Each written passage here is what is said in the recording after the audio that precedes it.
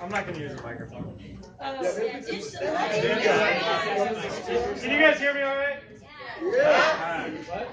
So they said it couldn't be done, right? That's the theme. So one cool thing about Q Rockstar is all the times when someone says like, why, well, this is the way we do it, and someone says, but why? Or why can't we do it differently? So when I became a principal, everyone told me the thing they said it couldn't be done is you will not have as much fun as a principal. And they were totally wrong. It's just like any other job. It's whatever you make it. I teach at least once a week. I teach math once a week. I'm trying to get into every teacher's classroom this year. This is my staff. They're amazing. I don't know what the hell I'm doing here, putting my hand behind my head, but feeling the moment, got a little excited with the Batman costume. So, no, but this is what every day when I come to school, I do get there pretty early, but I honestly walk to the door and I'm just so excited. And so people have said you couldn't have fun as an administrator. They don't know what they're talking about. So they say it can be done. You can't have fun as a principal.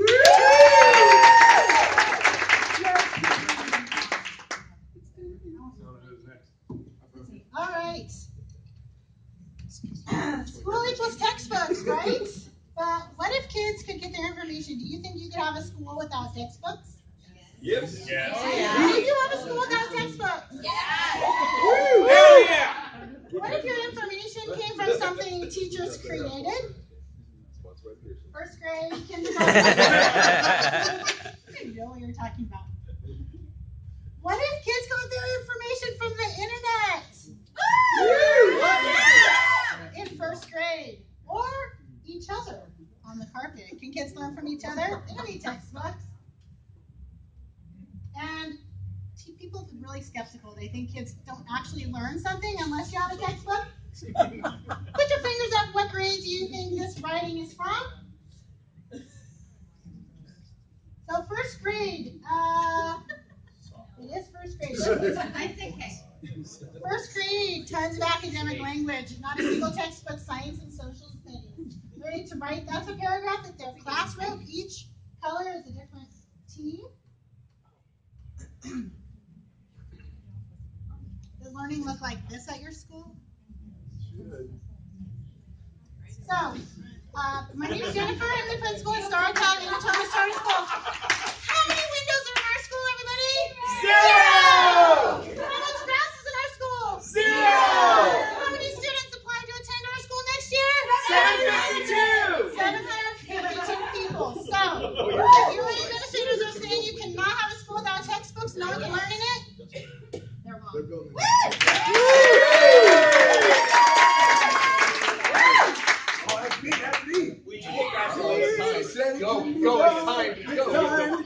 All right, they said it couldn't be done. Let's see if it can be done. Hey, they said it couldn't be done. They said that you couldn't teach an old dog new tricks. They said that if you had an overhead projector on a little wheelie metal cart, you should probably grab yourself a set of stone tablets and some chisels, because there's no way that you can possibly roll out these type of tablets to keep these kids, because that's just probably too more advanced for you.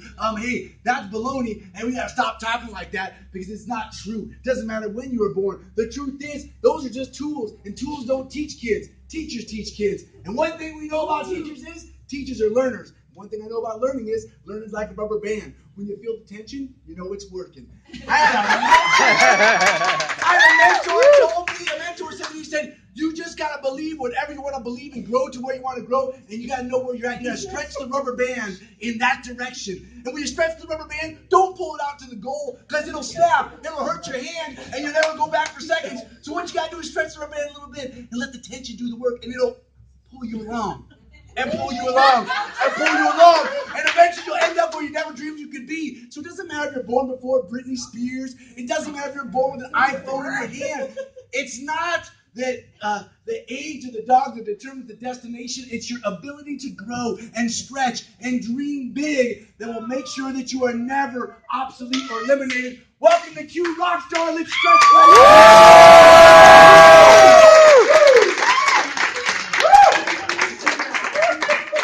I hate to follow him. I'm not following him. the slides. Ryan! Yes, it's me. There you go. John, you want to come up and do this? Where's the clicker?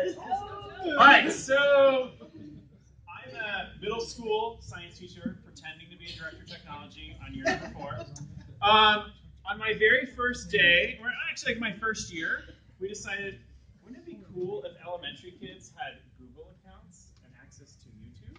So starting 3 years ago, something that many people told me couldn't and shouldn't be done, is we gave all of our elementary kids access to email, starting in first grade, and they can get to YouTube too. And this is my most favorite email of all time, and it was to Miss Julie Torres in the back there. And in this room, why I love this email is it caused 2 of my pain in the rear end high school teachers to retire. So let me read the email to you. Dear Mrs. Torres, which this was spent at 4:07 p.m. on February 5th, 2014. So this email's 2 years old. And so school gets out like at 3:15, just like an hour later. Dear Mrs. Torres, I'm stuck on my math homework and I don't know what to do. If you could help me, can you please put a video of the math homework up, please? Thank you, your student, Grace. This is from a 2nd grader to Mrs. Torres in the back asking for homework help. So I love this email for 2 reasons. One, shows that if we give kids tools, they will use the tools to express agency for their own learning, which is amazing. And 2, this makes really crappy high school teachers retire because they're worried that if they're doing this in 2nd grade, what the hell is it going to look like in high school? So anyway, they said they couldn't be done. We did it.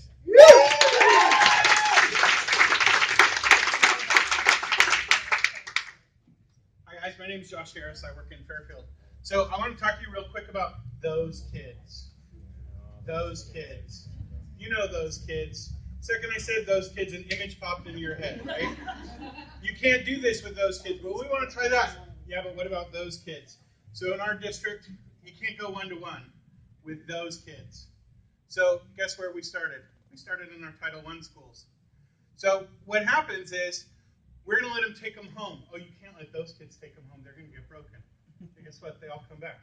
You can't let those kids take them home. Their siblings are going to, or their parents, they're going to sell them for drug money. And guess what? That did happen.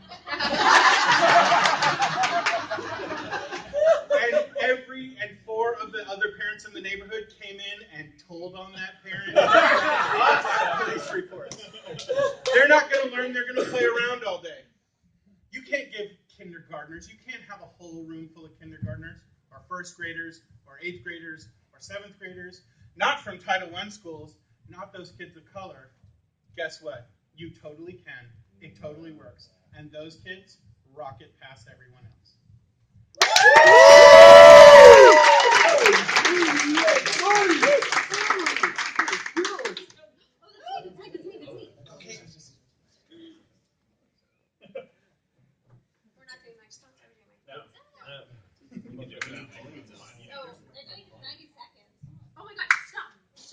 So, how many of you play games?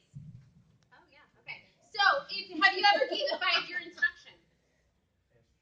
Right, that's the issue. So, the question really is, how can we gamify our instruction and gamify our professional development to hook our learners? And the reality is that the best thing that we can do is provide choice to our learners and provide choice to our students in order to do that.